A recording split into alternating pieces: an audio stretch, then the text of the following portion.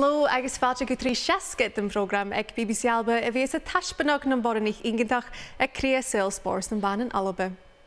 Is me Iona Ballantyne agus a mí táite fáilte chuúr Àrd-Oifigear Ball-Lìn Alba agus na Strathclyde Sirens Cruinne a rúm san stiùidio. Ar program na héiche nach, Bheir me hínas sùil cúna Geamaichean dearbhaidh son Cupa Ball-Lìn na Cruinne a bhíos còmhla an Glaschu. Cluinnidh mu na planachan éile ag Ball-Lìn Alba son tuaigh fódaní a hanan chun spórs agus ha Malin Wilson a brain madríoch and Judo. Claire, welcome back to 360. Thank you for having me back. I feel like it's been a very busy summer for you and still is a very busy time during the autumn. Can you tell us what you've been up to? When did we last talk? Where to start? Well, I know. Certainly there was the little matter of the Commonwealth Games in Birmingham over the summer, which was fantastic. It was amazing. You know, the last time we had an event like that was the World Cup in Liverpool 2019. We experienced a massive high in the sport. We went into the 2020 season with sell-out venues and arenas across the whole sport. And then, of course, COVID hit.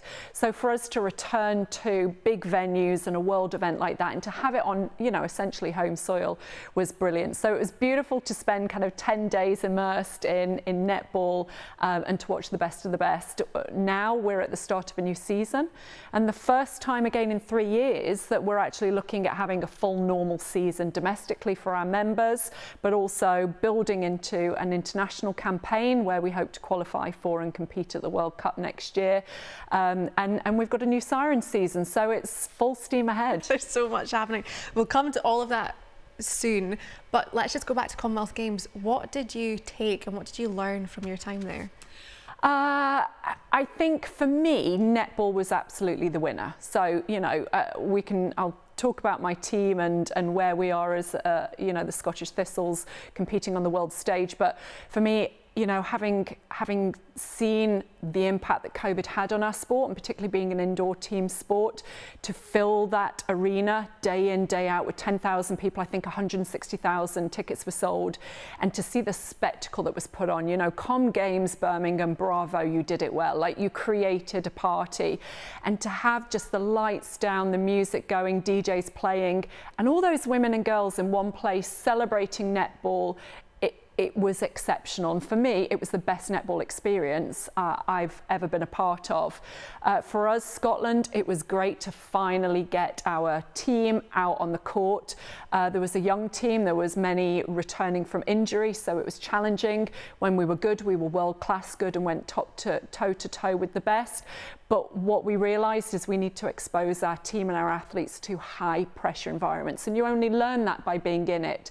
So apart from the Barbados Test Series that we hosted here last year, these guys hadn't played any international netball in best part of 3 years. So it was a brilliant experience. Our fans were there doing Scotland proud, and it was a great start for our campaign to the World Cup. But that's the thing, like you're talking about the fan experience, as you said, it was exceptional. I was there in Birmingham at so many different events and saw what they put on, and it just felt so different.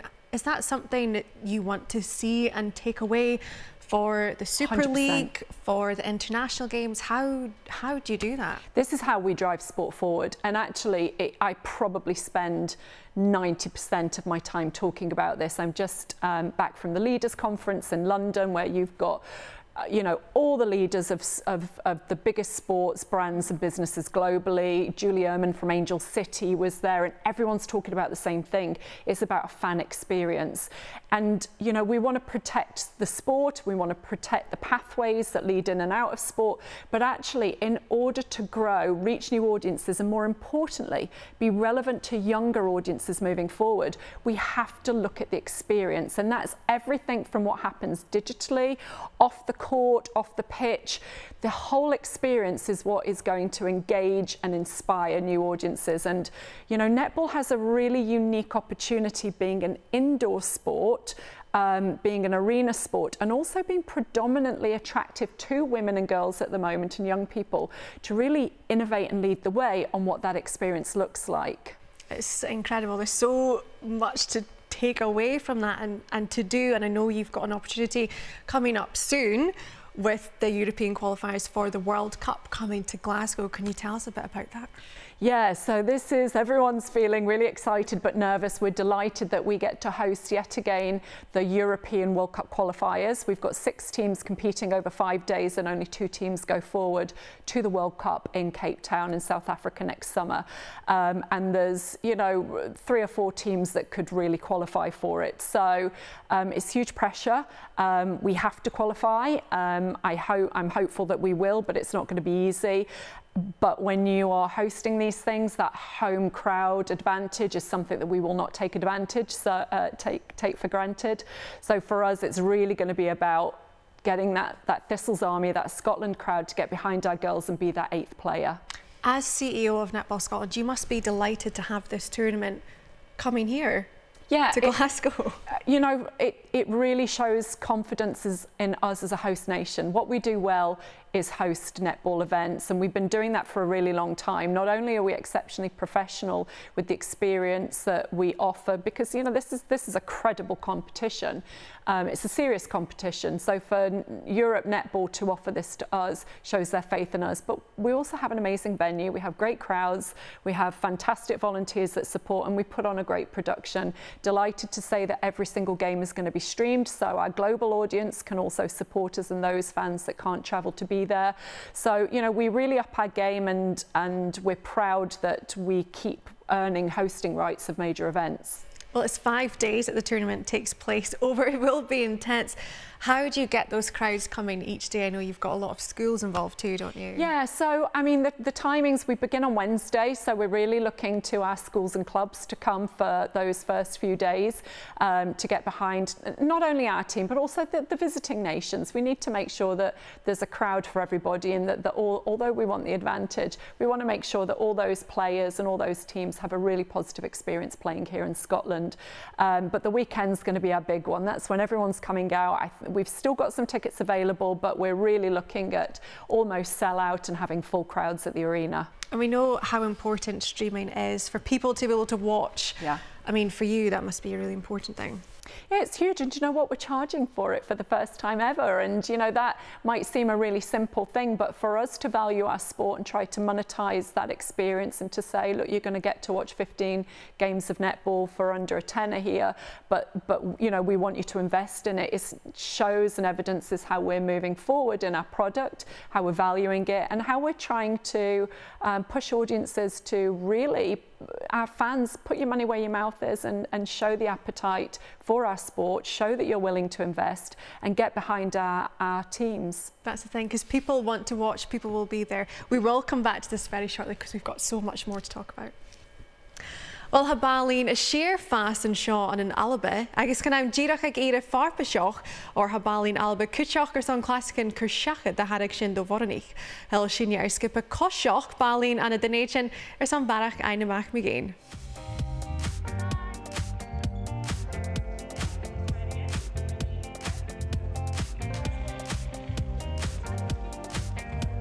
Ha Ball-Lìn fás tron upper Cruinne agus sgioba had Dùn-Èideann tu stiùidio Ball-Lìn Alba coiseachd. I'm the Netball Development Officer for the Edinburgh area. It's a role that's co-invested with Netball Scotland, the University of Edinburgh, and the local association here. So I work to develop and build more opportunities for people to take part in netball. Today you are here to look at walking netball, which is a modified version of the game. It is mostly aimed at elderly people.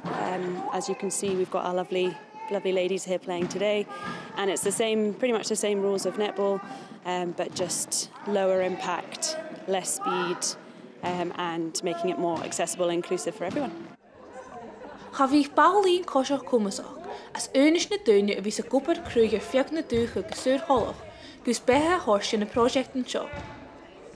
I'm very lucky to be friends with Rita, who works for Netball, or was doing work for Netball Scotland, and she asked me to come along and just help her out at one of the sessions, and it was so much fun that when she said, look, would you mind leading one? It was a no-brainer.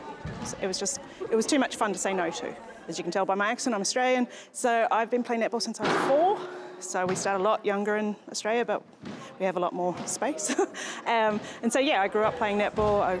My mother was a coach and an umpire, and I've got a daughter, so of course it's just led on from there.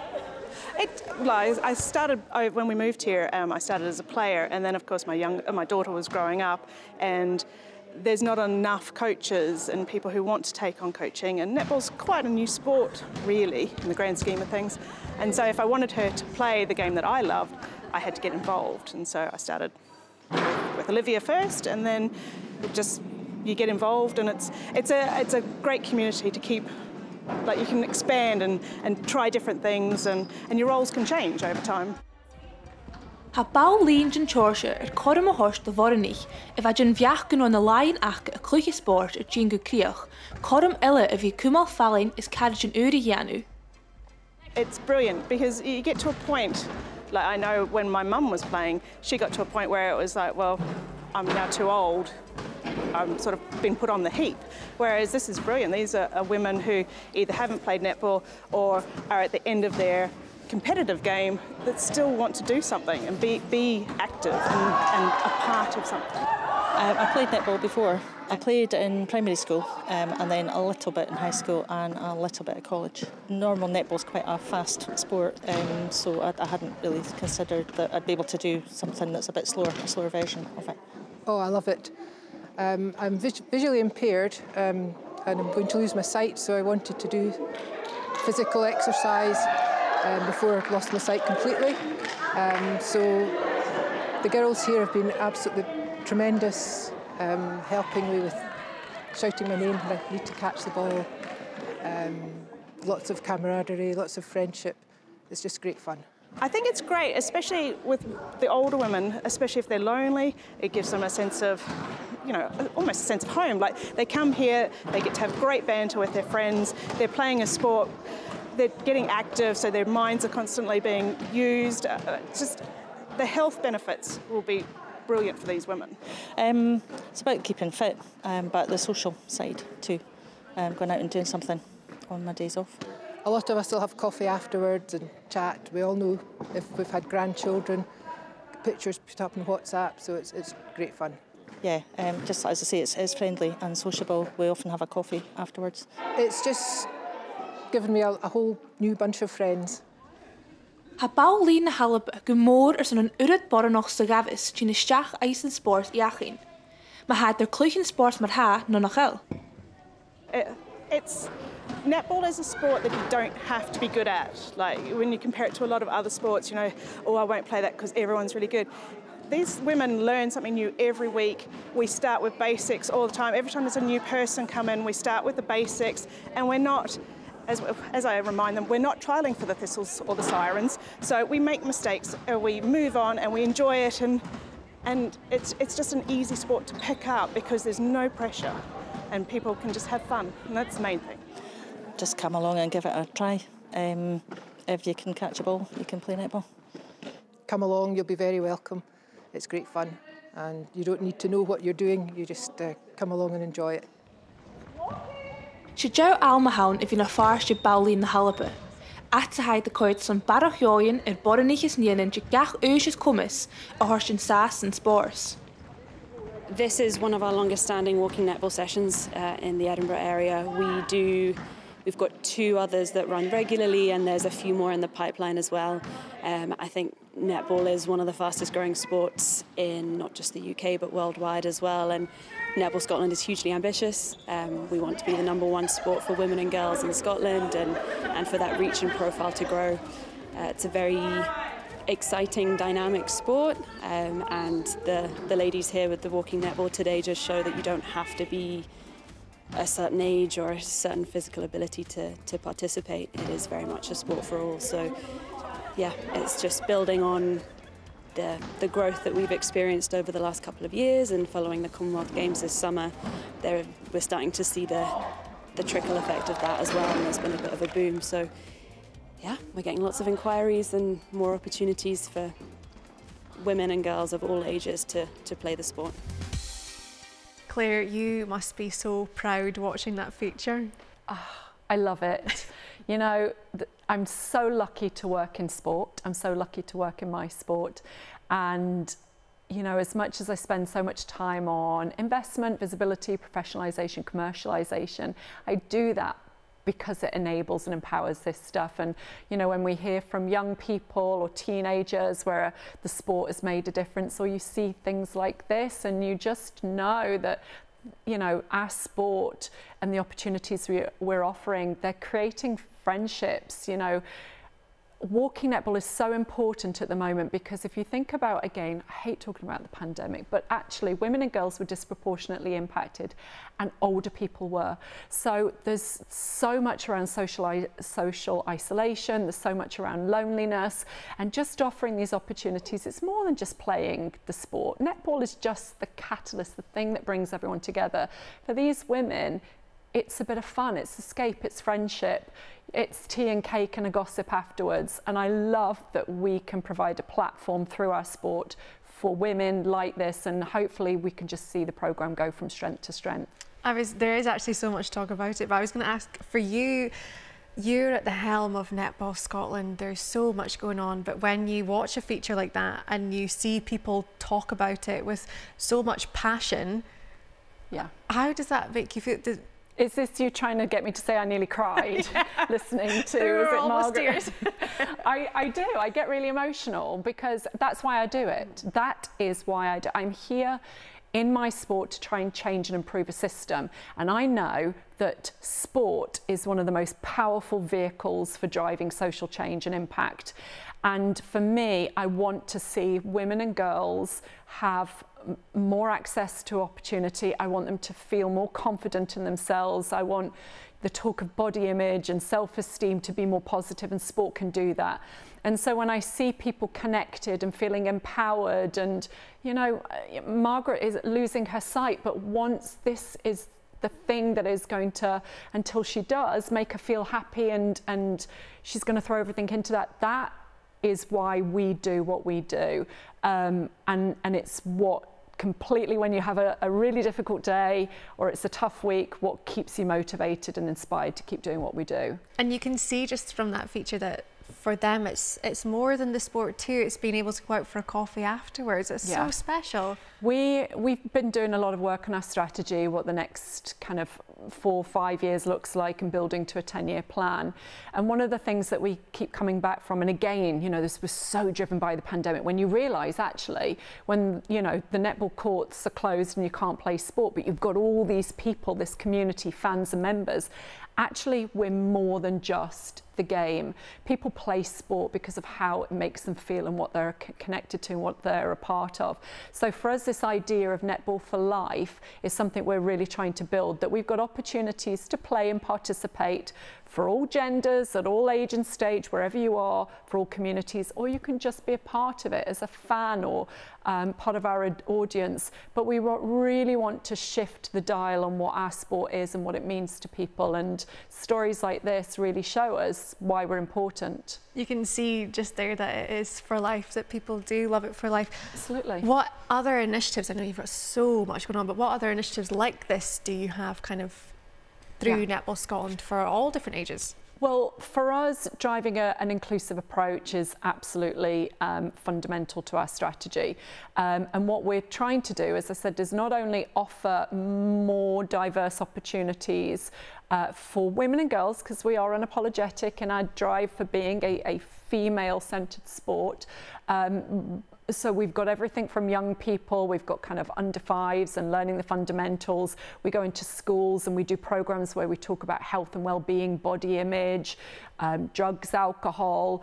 We've got different versions of the social game. We're also introducing mixed and men's netball so that we've got something for men and boys, and you know, just anyone that wants to play, how can we create an opportunity? The challenge for us is always going to be resource and funding, but that's where partnerships come in. So we've got some amazing partnerships, and Rita said there that her post is a co-funded post with the university.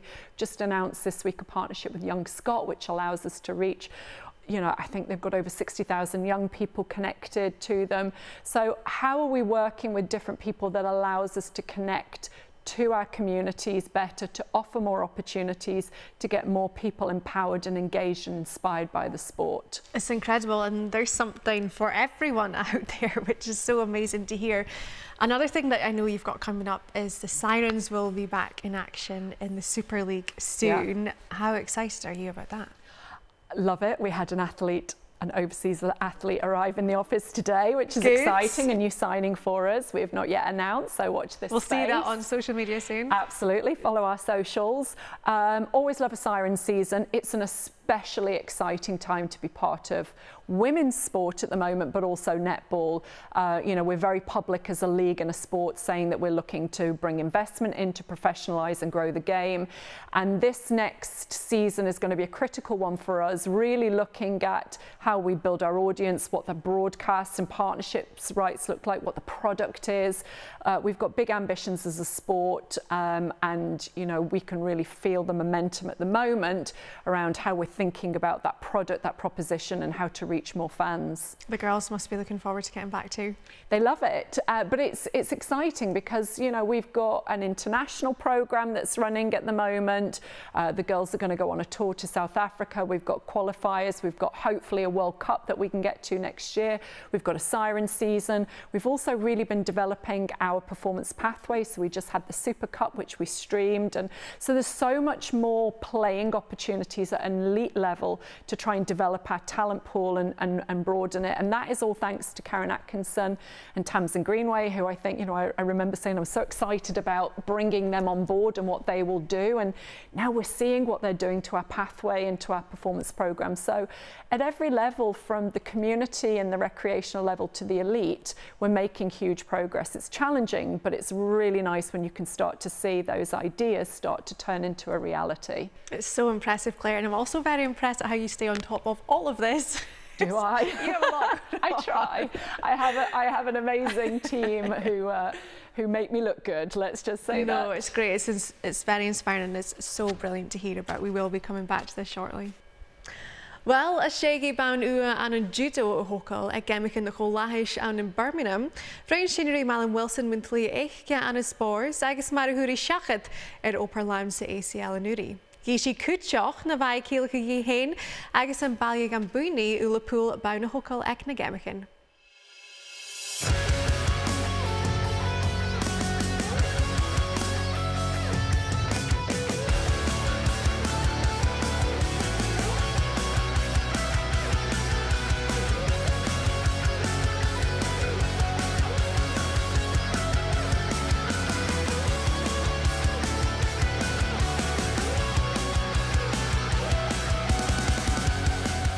Bhí Cruinne judoka na Alba, Malin Wilson, a coiseachd na Dùn-Èideann, le dáchas an úsáir sirbeachas a choileannidh hé.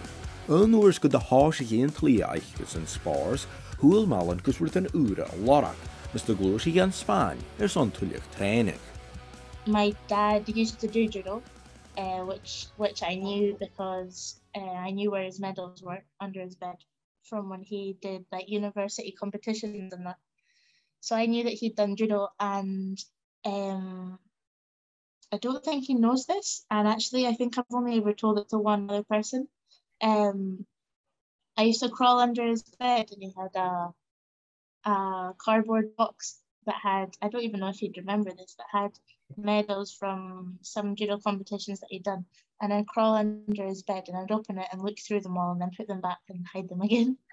And subconsciously, I just was always wanting to have the same. So once I was older, I was then 13 when we started going to Invergordon.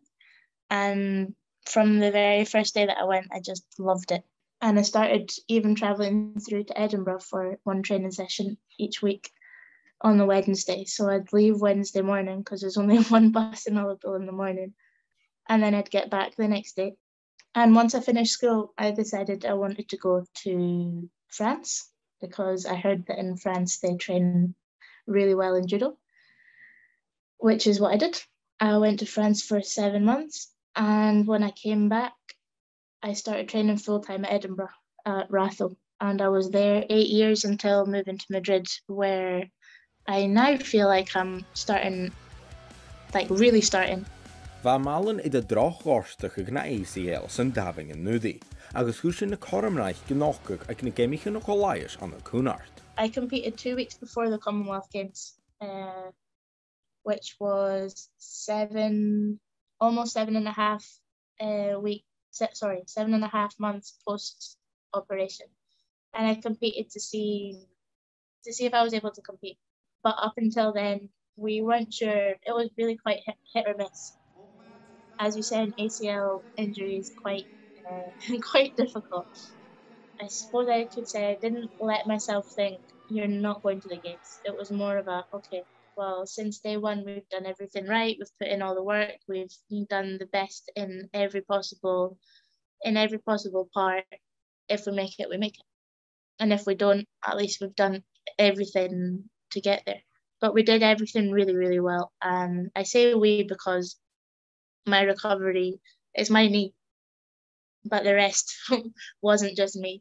Like, physically, it was my knee, but physio-wise, doctor-wise, coach-wise, strength and conditioning-wise, that's all in team. Ruanich Malin bewnua an y Birmingham ag y llawn hawl, agus hain gysio chymor sa fan taich von vala eichca Liverpool. I think relieved is the word. I was so relieved.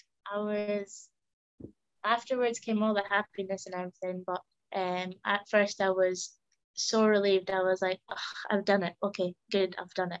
I got what I came for. I came for a medal. I did my job. I proved that I could.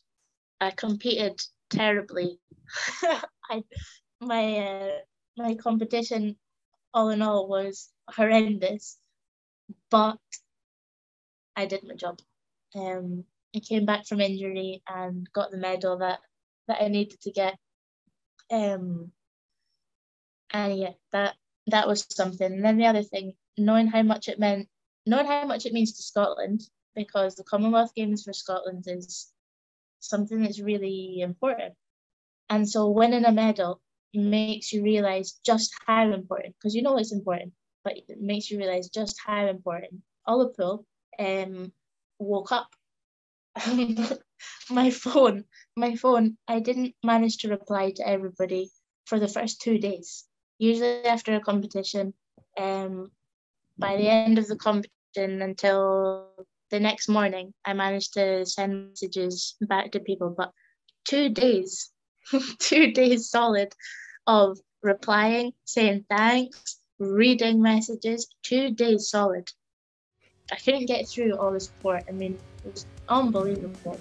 Ha hada ag Malin yn ysg idd na Geamaichean Olympicach an na Paris an na dafil ys ceir Àrd-Oifigear, agus ai fadaching gabhail a himmert an na Judo, díadach a táisiach.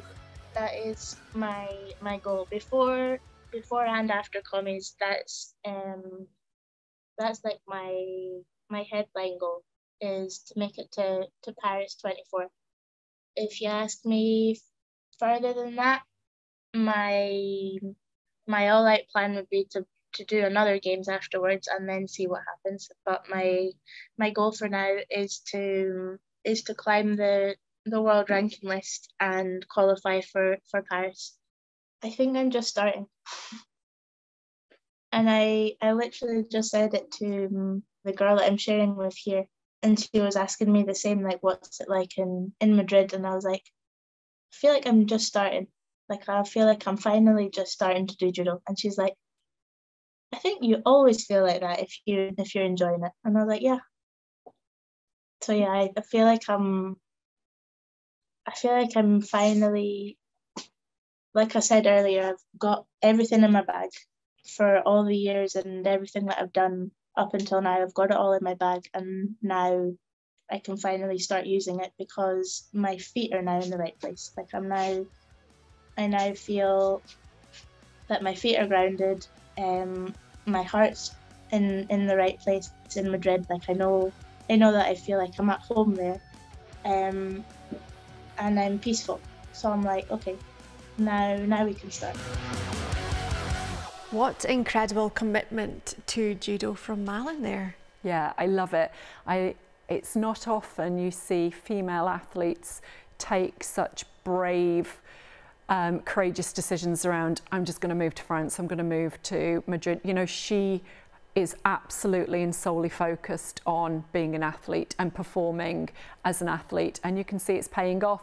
What I love is her saying, I'm just getting started, because often people think when you get a medal, you know, you get to a games, they're almost like, tick, I've done that, whereas she's hungry for more and she's ambitious, and she is unapologetic for sharing that ambition.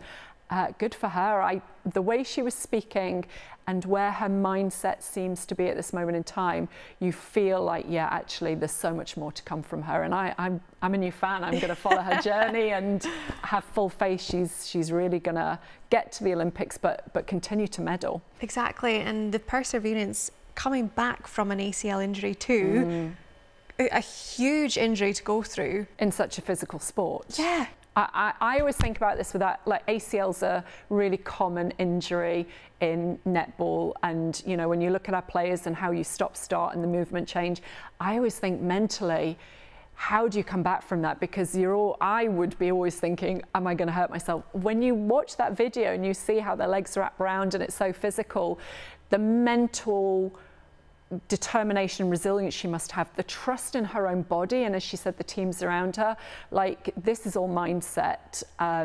Really, really incredible for her to come back so quickly from that and to be performing at the levels that she is. And like we saw, take home a bronze medal from the Commonwealth Games. For the Commonwealth Games as a whole, what a fantastic event for Scottish sport with how successful it was. I love it, because obviously the Olympics were Team GB, but the Com Games, we get to be Scotland, and as we know, Scottish fans are the greatest in the world. You know, win, lose or draw, we are just so proud to be Scottish and of our athletes, and we did so well, and our female athletes did so well in Birmingham. And what I really particularly love about a multi-sports event like the Com Games or the Olympics is you're exposed to so much more than what you normally see. Like, we see so much rugby, cricket, football, you know, even athletics, but when you get a multi-sport event, we saw BMXing from the last Olympics, and climbing, and here judo, you're exposed to so many more athletes and so many more disciplines, and that we need to tell more of those stories. We can't just turn them on and off every 2-4 years. We need to keep the momentum going, because that's how minority sports and smaller athletes' stories like this are told. It's amazing, and these athletes are just as passionate about the sport as any and work just as hard as a premiership footballer, you know, and that's the thing. And we need to tell those stories, and particularly for our young people who, so there's two things. One, let's be fans of new sports, because there's so much more choice. But in terms of participation, so many kids go, I'm rubbish at sport because they're maybe not a fast runner, a good swimmer, they don't play netball or football, you know, and I'm putting my own sport in that because we have relatively good access at school. There are so many different things that you can try. Somewhere in Summit you might be good at it, but more importantly you might enjoy it. So exposure and visibility to different sports, different athletes, is how we get more people more active. Well, tell us, Claire, just as we come to the end of the programme, what can fans coming to watch Scotland in the World Cup European qualifiers expect next week? They can expect to see me on the sideline, very animated. These things are always, it's so high pressure. You know, we need to qualify because we have funding attached to it, pathways. You know, these things are so meaningful, which is why, you know, as nations, CEOs, board members, fans, we're really going to get behind this next week, and it means a lot. But, you know, we're going to see 5 days of fantastic netball. Really nice as well to be able to host Gibraltar, Republic of Ireland and Isle of Man, who haven't played here in a long time. I know we welcome Wales and Northern Ireland a lot. So, you know, just come along and watch our sport. Be immersed in women's sport. Be immersed in the action and the passion. And fingers crossed, be there when Scotland qualifies. Tell us very, very quickly, what would it mean for Scotland to get through this qualifier? Everything. We have to. You know, we are just at the start of something beautiful. We've got amazing young athletes, we've got an amazing head coach, and we're building a really ambitious strategic plan. And I feel like, just as Malin was saying, we're just at the start of something special. So yeah, we need to qualify so that we can keep going on our journey. Great. Well, it's very exciting. All the best for next week, and thank you so much for joining us. Wel, sin na hacking gwyf yn noch, yn a chiach gain, bu Àrd-Oifigear Alba fo siach Dùn-Èideann Ball-Lìn colrúm sy'n studio. Jan cyn siach gabhail sy'n Malin BBC Alba gus nach cael sy'n program sy'n bu agus yn corym tŵli'r sgilach yn cwachdoch a chluinnidh fo sùil spórs yn ban yn Alba. Chishin sy'n yn ahyrus.